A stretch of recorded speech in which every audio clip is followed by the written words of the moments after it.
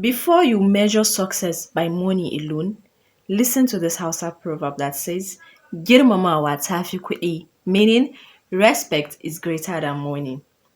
I know most of you will not agree, but just listen.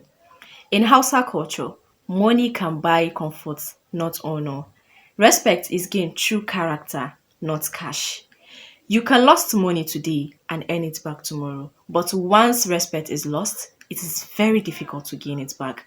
Many people have money but no voice. When they speak, nobody listens. Why? Because money without character makes noise, not impact. Our elders believe that respect can open doors money can't open. A respected person is welcomed anywhere, even without cash. Today, the society celebrates wealth loudly, but behind closed doors, people still value integrity, humility, and honor. When you chase money, you may be rich but still be empty. But when you build respect, money follows naturally.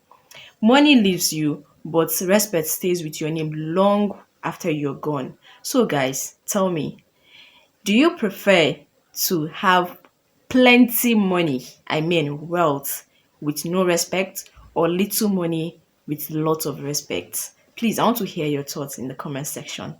Make sure you like, comment, and share. See you in my next video.